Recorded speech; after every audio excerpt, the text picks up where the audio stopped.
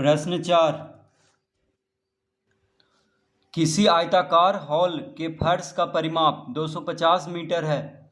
यदि 10 रुपया प्रति वर्ग मीटर की दर से चारों दीवारों पर पेंट कराने की लागत 15,000 रुपया है, तो इस हॉल की ऊंचाई ज्ञात कीजिए। तो लिखेंगे यहाँ पे आयताकार हॉल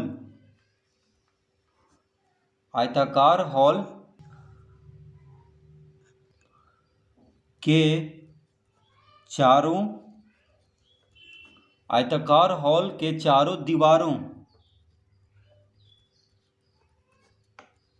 का क्षेत्रफल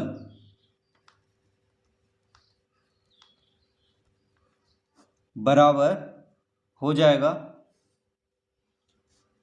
कितना कह रहा है, 15,000 रुपया है।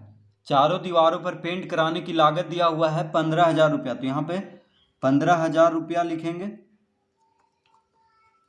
ठीक है।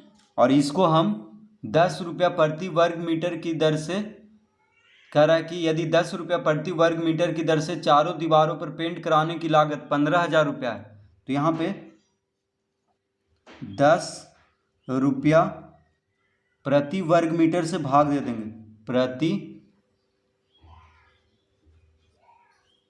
वर्ग मीटर। तो देखिए 15,000 रुपया को अगर 10 रुपया प्रति वर्ग मीटर से भाग दे दें तो क्या निकल जाएगा, आयताकार हॉल के चारों दीवारों का क्षेत्रफल। क्यों निकलेगा, क्योंकि कह रहा है कि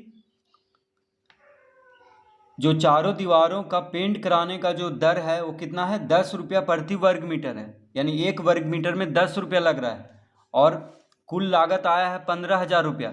तो कुल लागत को जो दर है उससे भाग दे देंगे तो क्या निकल जाएगा, क्षेत्रफल निकल जाएगा, ठीक है। क्योंकि चारों दीवारों का जो पेंट कराने का लागत है वो 15,000 रुपया है, और पेंट कराने का दर जो है 10 रुपया प्रति वर्ग मीटर है, यानी कुल लागत को 10 रुपया प्रति वर्ग मीटर से भाग दे देंगे तो क्या निकल जाएगा, क्षेत्रफल।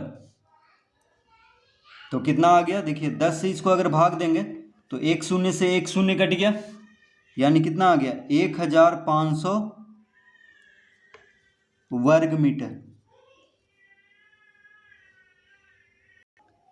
1,500 वर्ग मीटर, यानी आयताकार हॉल के चारों दीवारों का क्षेत्रफल हो जाएगा 1,500 वर्ग मीटर,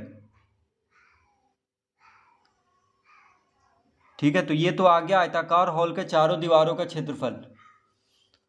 अब कह रहा है किसी आयताकार हॉल के फर्श का परिमाप दिया हुआ है, तो यहां पे लिखेंगे अतः।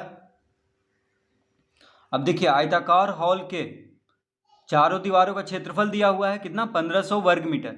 अब हम जानते हैं कि कमरे के चारों दीवारों का क्षेत्रफल का सूत्र क्या होता है, 2 into L plus B into H बराबर कितना दिया हुआ है, 1500, यानी 1,500 वर्ग मीटर।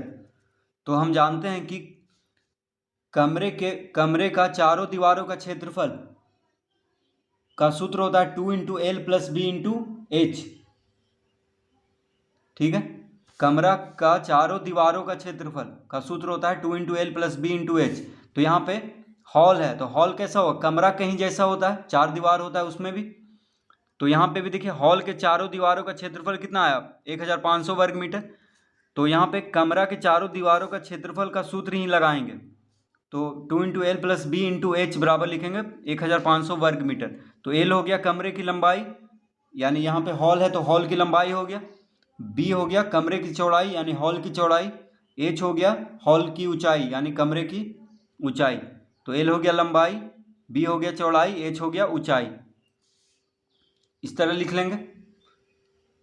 अब कह रहा है कि हॉल के फर्श का परिमाप 250 मीटर है, तो लिखेंगे अतः 2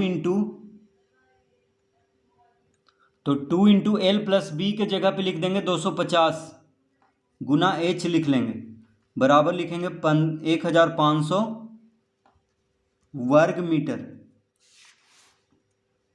तो 2 into L plus B, 2 into L plus B. अब देखिए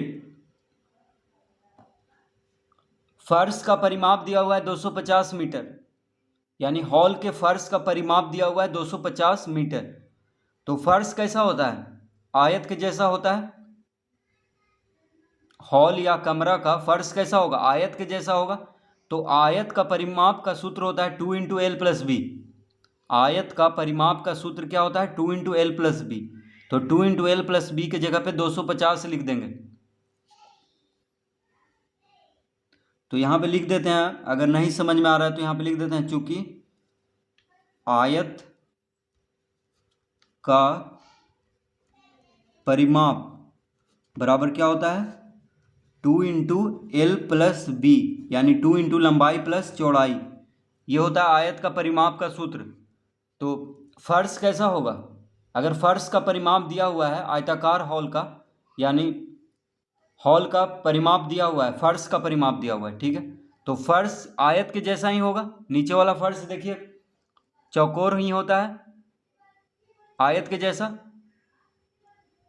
ठीक है। तो फर्श का जब परिमाप दिया हुआ है, इसका मतलब आयत का परिमाप दिया हुआ है 250 मीटर।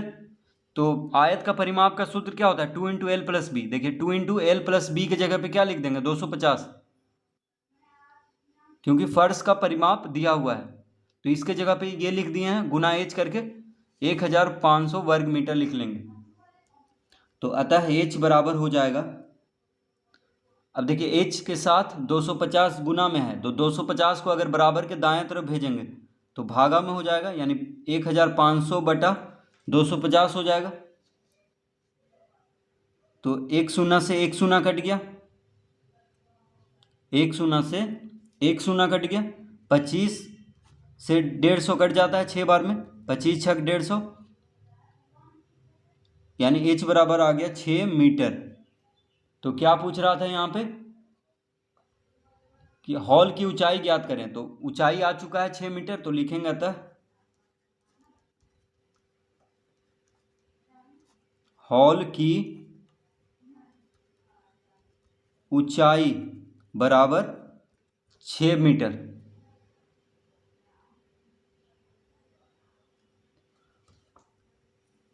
तो इस तरह इस प्रश्न को हल करेंगे।